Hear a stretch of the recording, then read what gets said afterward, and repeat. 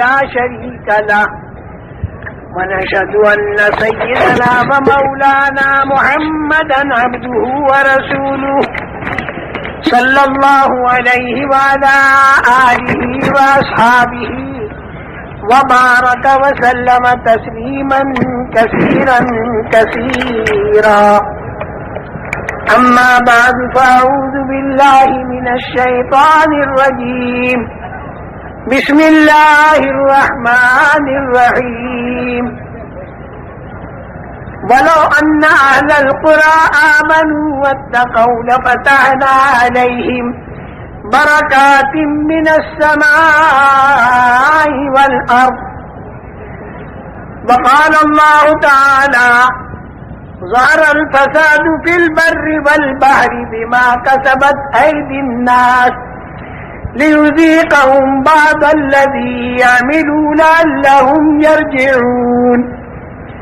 وقال الله تعالى ولنذيقنهم من العذاب الأدنى دون العذاب الأكبر لعلهم يرجعون. وقال الله تعالى حتى إذا جاء أحدهم الموت قال رب ارجعون لعلي أعمل صالحا فيما تركت كلا إنها كلمة هو قائلها ومن ورائهم برزخ إلى يوم يبعثون. وقال الله تعالى ربنا أمتنا اثنتين وأحييتنا اثنتين فاعترفنا بذنوبنا فهل إلى خروج من سبيل.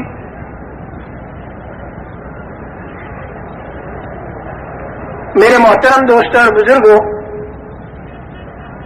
دنیا کے اندر زندگی بسر کرنے کے طریقے دو ہیں. ایک طریقہ وہ ہے جو اللہ نے تجویز کر کے دیا، دوسرا طریقہ وہ ہے جو انسان خود تجویز کرے. انسان جو طریقہ خود تجویز کرے گا وہ صرف موجودہ زمانے کو سامنے رکھ کر تجویز کرے گا. موجودہ زمانے میں اسے جتنا نفع دکھائی دے گا اس کے باقی رکھنے کا فکر کرے گا، اور جتنا نقصان دکھائی دے گا اس کے دور کرنے کا فکر کرے گا. لیکن آئندہ جو زمانہ اس کے سامنے آتا جائے گا تو پھر اس کی رائے اور اس کی تدبیر اور اس کا طریقہ بدلتا چلا جائے گا. اس کے بعد پھر دوسرا زمانہ آئے گا تو پھر رائے اور طریقہ اس کا بدلتا چلا جائے گا، یہاں تک کہ آدمی کی موت آ جاوے. تو موت آنے کے بعد حالات ختم نہیں ہوتے بلکہ حالات کا انتظام کرنے کا کی جو طاقت تھی وہ ختم ہو جاتی.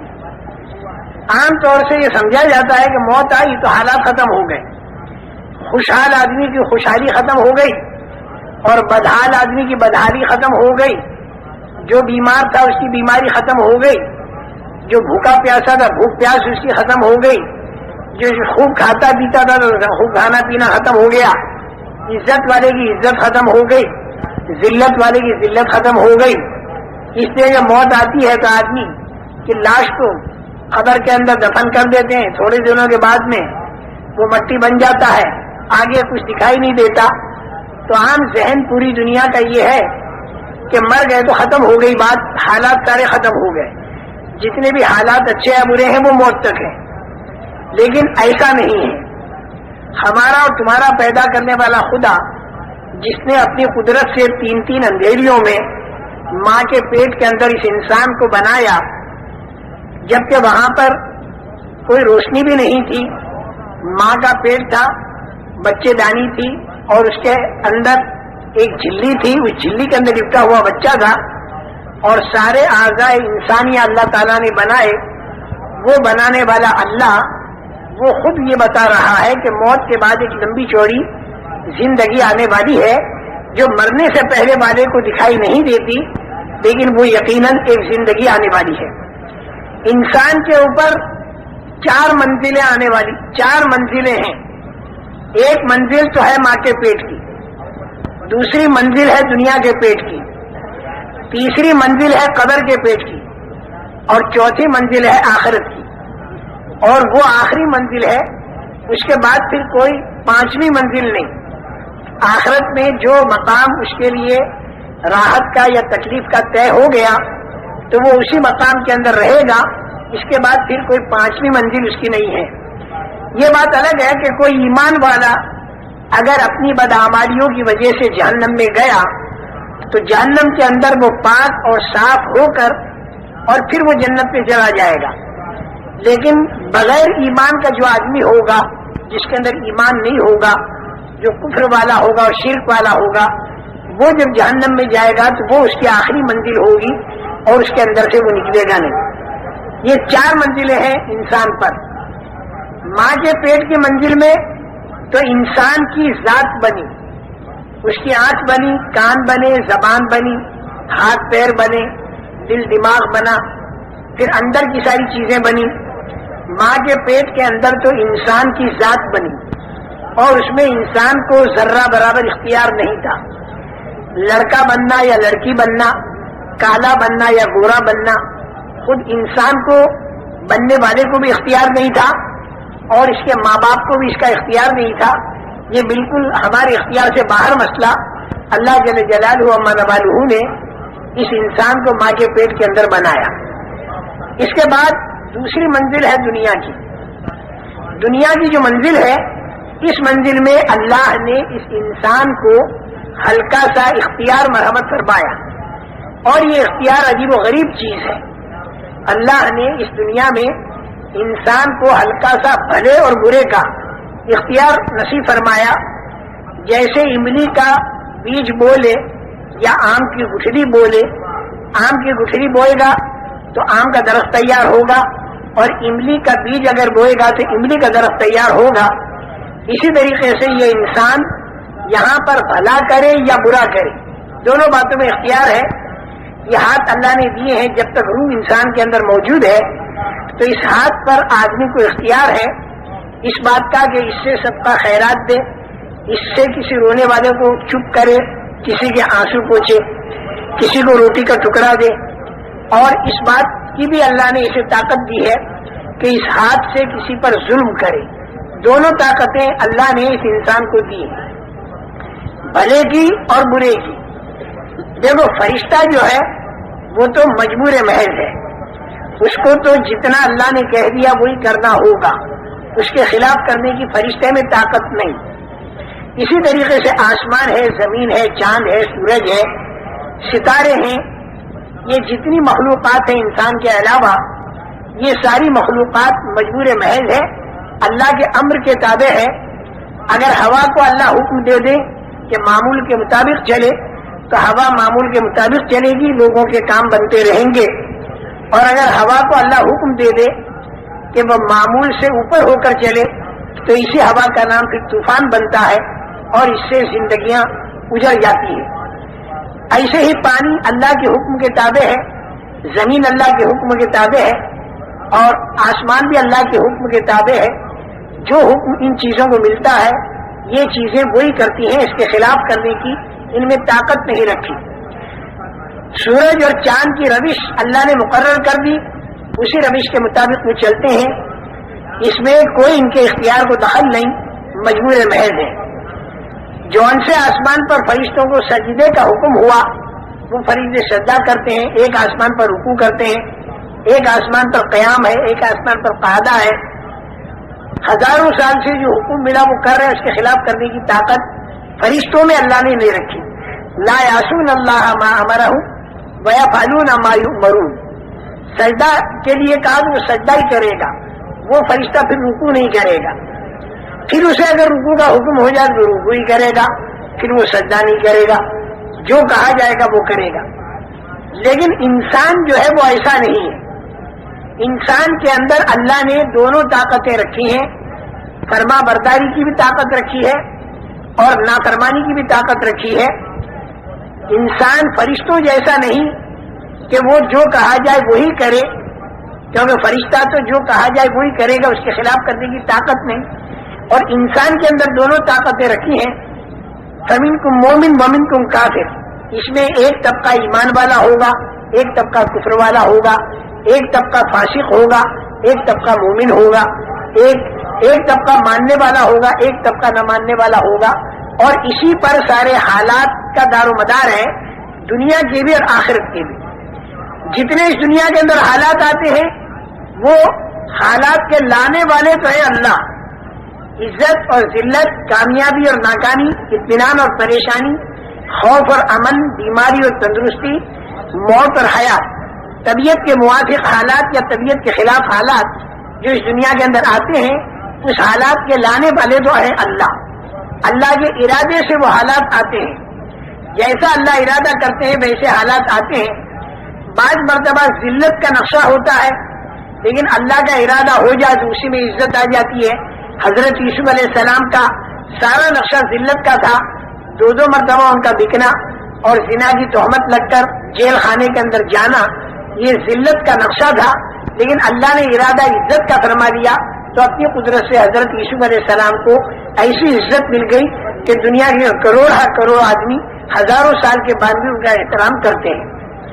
اور بعض مرتبہ نقشہ سارا عزت کا ہوتا ہے، لیکن اسی کے اندر اللہ تعالیٰ کا ارادہ ذلت کا ہو جاتا ہے تو پھر وہ آدمی ذلیل ہوتا ہے۔ جیسے قارون، سارا نقشہ اس کے پاس عزت کا تھا، لیکن اللہ جل جلالہ و من والہ نے اسے اتنا ذلیل کیا کہ آج دنیا کے کروڑ انسانوں میں کوئی شریف آدمی اپنے بیٹے کا نام قارون رکھنے کو تیار نہیں۔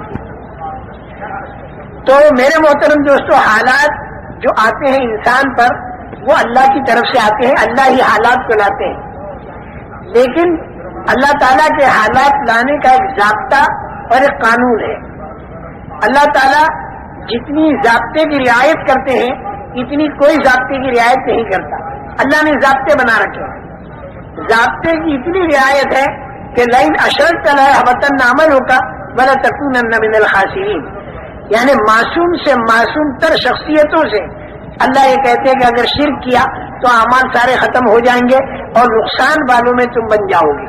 آپ اندازہ لگاؤ کہ ضابطے کی اللہ کے ہاں کتنی رعایت ہے۔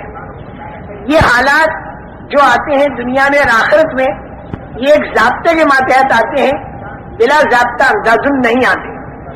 اور ضابطہ اللہ کا حالات لانے کے لیے دنیا کے اندر کی پھیلی ہوئی چیزیں نہیں ہیں، بلکہ انسان کے بدن سے تیار ہونے والے اعمال ہیں۔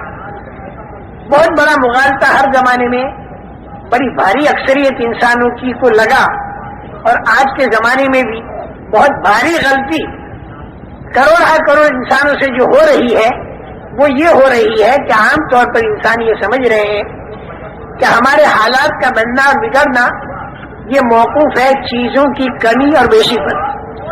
اگر چیزیں ہمارے ہاتھ میں زیادہ ہوں گی تو ہمارے حالات بنیں گے، اور اگر چیزیں ہمارے ہاتھ میں کم ہوں گی تو ہمارے حالات بگڑیں گے۔ یہ عام لوگوں کا ذہن ہر زمانے میں رہا، فرعون کا بھی یہی ذہن رہا، قارون کا بھی یہی ذہن رہا، اور جتنی نافرمان قومیں گزری ان سب کا ذہن یہ رہا کہ ملک اور مال، روپیہ اور پیسہ، سونا اور چاندی، دکان اور کھیت، یہ جتنی چیزیں ہمارے ہاتھ میں زیادہ ہوں گی اتنے ہمارے حالات بنیں گے۔ اللہ کی طرف سے بھیجے ہوئے جو انبیاء کرام علیہم السلام تھے، انہوں نے آ کر ہر زمانے میں انسانوں کا یہ ذہن بنایا کہ حالات آتے ہیں اللہ کی قدرت سے، حالات آتے ہیں اللہ کے ارادے سے، لیکن اللہ تعالیٰ نے حالات کے لانے کا ایک ضابطہ بنا رکھا ہے، اور وہ ضابطہ جو ہے وہ انسان کے بدن سے تیار ہونے والے اعمال ہیں، اور انسان کے دل کے اندر کا یقین ہے۔ اگر اس کے دل کے اندر کا یقین ٹھیک ہو جائے اور اس کے بدن سے تیار ہونے والے اعمال ٹھیک ہو جائیں، آنکھوں کا دیکھنا، کانوں کا سننا، زبان کا بولنا، ہاتھ کا پکڑنا، پیروں کا چلنا، دل اور دماغ کا سوچنا اگر ٹھیک ہو جائے تو اللہ تعالیٰ حالات اچھے لاویں گے، اور اگر انسان کے اعمال خراب ہو جائیں تو اللہ تعالیٰ حالات خراب لاویں گے۔ دوسرے لفظوں میں اس سے بھی آسان لفظ جو ہے وہ یہ کہ اگر دینداری ہوگی تو اللہ تعالیٰ کامیاب کریں گے، اور اگر بے دینی ہوگی تو اللہ تعالیٰ ناکام کریں گے۔ اگر دینداری کچے مکان والے کے پاس ہوگی تو اللہ کچے مکان والے کو کامیاب کریں گے، اور اگر بے دینی پکے مکان والے کے پاس ہوگی تو اللہ تعالیٰ پکے مکان والے کو ناکام کریں گے۔ لیکن ایک حیرت کی بات جو انسان کو حیرت میں ڈالتی ہے ہر زمانے میں اور آج کے دور میں بھی، وہ یہ کہ بہت سے دین والے، بہت سے ایمان والے، بہت سے اعمال والے، ان پر بھی تکلیفیں آ جاتی ہیں، اور بہت سے بغیر دین والے، بہت سے بغیر ایمان والے، بہت سے بے دین آدمی بہت سی مرتبہ دیکھے جاتے ہیں کہ وہ بڑے راحت میں ہوتے ہیں۔ اس کے بارے میں ایک بات اپنے ذہن میں بٹھا لیں، اصل کامیابی وہ ہے جو مل کر ختم نہ ہو، اور اصل ناکامی وہ ہے کہ جو آ کر ختم نہ ہو۔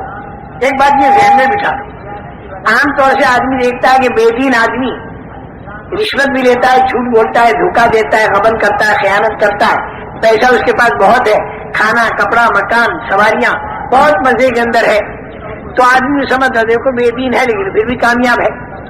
لیکن اللہ تعالیٰ اس کو ناکام کہتے ہیں، کیونکہ یہ جو کامیابی دکھائی دی جا رہی ہے، یہ کامیابی موت پر ختم ہو جائے گی، اور بعض مرتبہ موت سے پہلے ختم ہو جاتی ہے، اور موت کے بعد پھر جو ناکامی شروع ہوگی تو وہ ناکامی بڑی لمبی ناکامی ہوگی، بڑی لمبی۔ اگر آدمی حالت کفر یا شرک میں مرا تو پھر وہ ناکامی ایسی ہوگی جو کبھی ختم نہیں ہوگی، جس کو اللہ تعالیٰ خسران المبین کہتے ہیں۔ اور اگر وہ حالت ایمان میں مرا تو چاہے دنیا کے اندر اس نے کتنی تکلیفیں اٹھائی ہوں اور لوگ اسے ناکام کہہ رہے ہوں، لیکن اللہ اسے کامیاب بتائیں گے، کیونکہ اس کو بعض مرتبہ مرنے سے پہلے ایسی کامیابی مل جاتی ہے کہ جسے دنیا کے انسان بھی کہتے ہیں واقعی کامیابی ملی، اور بعض مرتبہ دنیا کے پہلے تو آدمی نہیں دیکھ پاتے، لیکن مرنے کے بعد سے جو کامیابی شروع ہوتی ہے تو وہ ایسی کامیابی ہوتی ہے جو کبھی ختم نہیں ہوتی۔ موت پر حالات ختم نہیں ہوتے، بلکہ موت پر حالات بڑھ جاتے ہیں۔ اگر مرنے کے بعد اچھا حال آیا تو وہ اچھا حال بڑھ جائے گا، مرنے کے بعد اگر برا حال آیا تو وہ برا حال بھی بڑھ جائے گا۔ جیسے دنیا کے حالات ہیں ویسے نہیں رہیں گے، دنیا کا جیسا اچھا حال ہے، موت کے بعد اگر کسی کو اللہ نے اچھا حال دیا تو وہ دنیا جیسا اچھا حال نہیں ہوگا، بلکہ وہ بڑا ہوا ہوگا۔ چھوٹے میں چھوٹی ادنا سے ادنا درجے کی جنت اگر اللہ نے کسی کو دے دی جو ایمان کے ذرے پر ملے گی تو وہ اتنی بڑی ہوگی کہ جس کے اندر جو پوری دنیا سے 10 گنا بڑی ہوگی، اور 70-72 اس میں ہوں گی بیویاں، اور 80,000 اس میں ہوں گے خدمت گزار، اور دودھ کی نہریں، پانی کی نہریں، شہد کی نہریں اور پاکیزہ شراب کی نہریں اس کے اندر چل رہی ہوں گی۔ سونے اور چاندی کی اینٹوں کے بنے ہوئے مکانات ہوں گے، ان کے جوڑنے کا گارا مشک کا ہوگا، اور جنت کی زمین کی مٹی زعفران کی ہوگی، اور پتھر اور کنکر ہیرے اور جواہرات کے ہوں گے، اور جو نعمت ملے گی وہاں پر کبھی چھینے گی نہیں۔ جنت میں جانے والا ہر آدمی جوان ہوگا، جوانی اس کی کبھی ختم نہیں ہوگی۔ مرد بھی اور عورتیں بھی 30-33 سال کی عمر کے ہو کر جنت میں جائیں گے، چاہے مرنے کے وقت میں عمر ان کی 90 سال کی ہوئی ہو، لیکن جنت میں جاتے ہوئے 30-33 سال کی عمر ہوگی، اور 50 کروڑ سال کے بعد اگر اس جنتی کو دیکھا جائے تو ویسا ہی جوان جاپان 30-33 سال کا ہوگا۔ جوانی ملی ختم نہیں ہوگی، اور زندگی ملی تو وہ بھی کبھی ختم نہیں ہوگی۔ موت کا وہاں پر ڈر نہیں، مکانات کے بوشیدہ ہونے کا ڈر نہیں، نہروں کے سوکھنے کا خطرہ نہیں۔ مرد ایک جگہ تکیہ لگائے بیٹھے ہوں گے مشہری پر، اور ان کی بیوی، اس مرد کی بیوی دوسرے کنارے پر تکیہ لگا کر بیٹھی ہوگی مشہری پر، اور سارا ایک عجیب و غریب منظر ہوگا۔ لا خوف علیہم ولا هم یحزنون، نہ تو آگے کا کوئی ڈر اور نہ پیچھے کا کوئی غم، نہ تو جوانی کے ختم ہونے کا غم، نہ زندگی کے ختم ہونے کا غم، کسی قسم کا کوئی ڈر بھی نہیں، کسی قسم کا کوئی غم بھی نہیں۔ تیز رفتار سواریاں، اگر دوسری جنتوں میں جانا ہوا اعلیٰ قسم کی تو وہاں پر بھی جانے کی اجازت ملے گی، اور ہفتے میں ایک مرتبہ کم سے کم اللہ تعالیٰ کی زیارت اور دیدار، یہ ایک اتنی بڑی نعمت ہوگی کہ جنت کی ساری نعمتیں اس کے سامنے ماند ہوگی۔ اللہ کو اگر اس دنیا میں کسی نے نہ پہچانا اور اللہ کی معرفت اگر کسی کو نہ ملی تو زندگی اس کی بیکار گئی۔ اللہ کی معرفت جس کو مل جاتی ہے اور ایمان والا جو آدمی بن جاتا ہے تو پھر اللہ تعالیٰ کی زیارت وہاں پر ہوتی ہے، اور یہ ساری جنت کی نعمتوں میں اعلیٰ قسم کی نعمت ہوتی ہے۔ اللہ تعالیٰ اس کی ہمت افزائی فرماتے ہیں، دل جوئی فرماتے ہیں، یہ فرماتے ہیں کہ تجھے اور کچھ چاہیے؟ تو وہ یہ کہتا ہے کہ اے اللہ ہر لائن کی نعمتیں تو نے ہمیں دے دی، اب ہم تجھ سے اور کیا مانگیں؟ تو اللہ تعالیٰ یہ فرمائیں گے کہ ایک نعمت میں تمہیں اور دیتا ہوں، وہ یہ کہ میں تم سے راضی ہو گیا، میں تم سے ناراض نہیں ہونے کا، کیونکہ اللہ کا ناراض ہونا بہت بڑی مصیبت اور اللہ کا راضی ہونا بہت بڑی نعمت۔ سورہ فاتحہ میں یہی دو دعائیں مانگی جاتی ہے کہ انعمت علیہم والے راستے پر ہمیں چلانا اور مغضوب علیہم والے راستے پر مت چلانا۔ انعمت علیہم والے راستے پر ہمیں چلانا، مغضوب علیہم والے راستے پر ہمیں مت چلانا۔ انعمت علیہم والا راستہ وہ ہے کہ جو اللہ کی رضامندی پر پورا ہوتا ہے، اور مغضوب علیہم والا راستہ وہ ہے جو اللہ کے غضب اور اللہ کی ناراضگی پر پورا ہوتا ہے۔ تو میں نے یہ عرض کیا میرے محترم دوستو کہ وہاں مرنے کے بعد جو اچھے حالات آئیں گے تو وہ بہت زیادہ اچھے ہوں گے، اور اگر خدا نہ خواستہ اگر برے حالات آئے تو وہ برے حالات بھی بہت ہی برے ہوں گے، جیسے دنیا کے ہیں ویسے نہیں۔ دنیا کے اندر کسی کو سزا ہوتی ہے اگر تو وہ 5.25 فٹ کے بدن کو ہوتی ہے، لیکن جہنم کے اندر اگر سزا ہوگی تو وہ بدن اتنا بڑا بنا دیا جائے گا کہ ایک دھار احد کے پہاڑ کے برابر، اور کھال اتنی موٹی کہ 3 رات تک چلو تب جا کے اس کی کھال پوری ہو، اتنا بڑا بدن بنا کر سانپ اونٹ کے برابر اور بچھو خچر کے برابر ایک مرتبہ کاٹے تو 40 سال تک تکلیف باقی رہے۔ اللہ تعالیٰ حفاظت فرمائے۔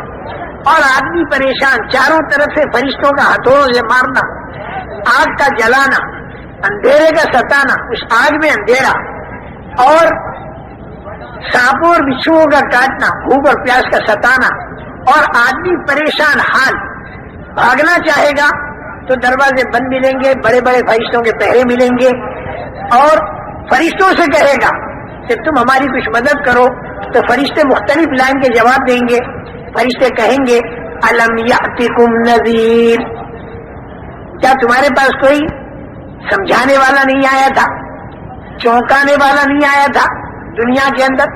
قالوا بلا قد جاءنا نذیر فکذبنا وقلنا ما نزل اللہ من شیء ان انتم الا فی ضلال کبیر وقالوا لو كنا نسمع او نعقل ما كنا في اصحاب السعير فاعترفوا بذنبهم فسحقا لاصحاب السعير۔ وہ کہیں گے بے شک ہم کو سمجھانے والے آئے تھے، قد جاءنا نذیر، تو ہم نے ان کو جھوٹا سمجھا، ہم یہ سمجھے کہ جنت اور دوزخ یہ خیالی چیز ہے، کچھ بھی نہیں، دل بہلانے کی یا صرف دھمکانے کی ایک چیز ہے۔ ہم کو یہ نہیں معلوم تھا کہ یہ واقعہ ہوگا اور ایسا ہوگا۔ کاش کہ اس دن اگر ہم مان لیتے اور سن لیتے، سمجھ لیتے، تو آج ہم یہاں پر جہنم کے اندر نہ ہوتے، اپنے گناہوں کا وہ اعتراف اور اقرار کریں گے۔ لیکن یہ اعتراف اقرار کرنا وہاں ان کے کام نہیں آئے گا۔ بہت بڑا داروغہ ہو گئے فرشتہ، اس سے کہیں گے کہ تو اللہ سے یہ دعا کر، بنا دو یا مالک لیقضی علینا ربک قال انکم ماکثون۔ داروغے کا نام ہوگا مالک۔ اے مالک تو اللہ سے کہہ دے کہ ہم کو وہ ختم کر دے بالکل، تو وہ جواب دے گا کہ بالکل ایسا نہیں ہوگا، اب تمہیں یہیں پر رہنا ہوگا۔ الگ الگ جواب۔ شیطان سے کہیں گے تیری بات ہم نے مانی اور ہم یہاں پر آئے، تو ہمارا ساتھ دے۔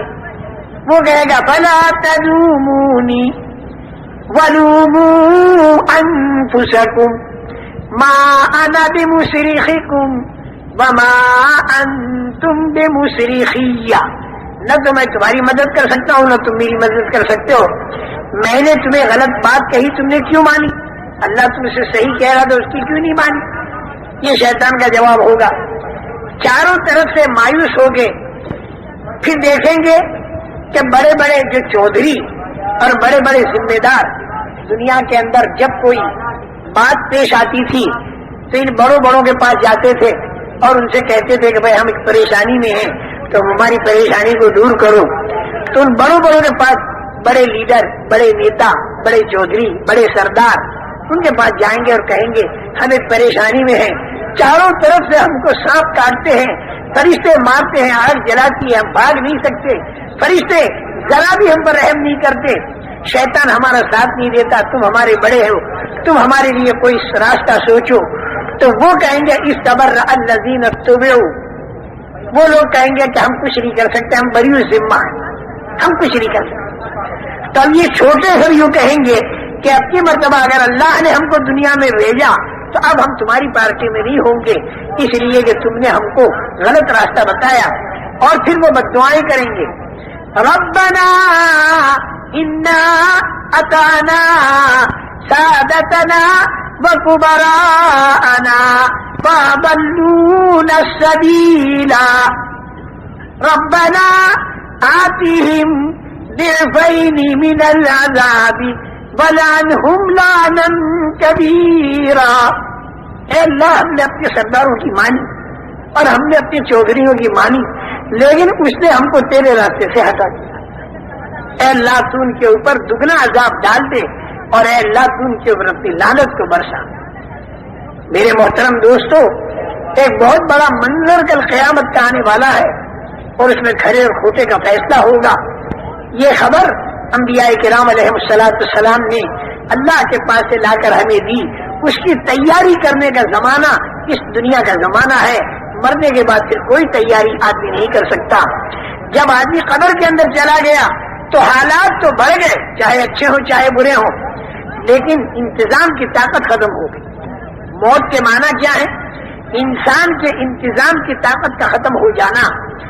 دنیا کے اندر اگر خدا نہ خاصا یہاں سانپ آ جائے تو آدمی ڈنڈے سے مارے گا یا کم سے کم بھاگ جائے گا، آگ لگ جائے پانی سے بجھائے گا. اگر روشنی بند ہو جائے تو آدمی ٹارچ وغیرہ جلائے گا، آدمی کو بھوک لگے جا کر کھانا کھائے گا، آدمی کو پیاس لگے ڈول رسی سے پانی کھینچ کر اور پی لے گا. یہاں آدمی کے اوپر اگر کوئی حال آ دے تو اس کے پاس قوت انتظام ہے. اور موت کے کیا معنی؟ موت کے یہ معنی کہ آدمی کے اندر سے قوت انتظام ختم.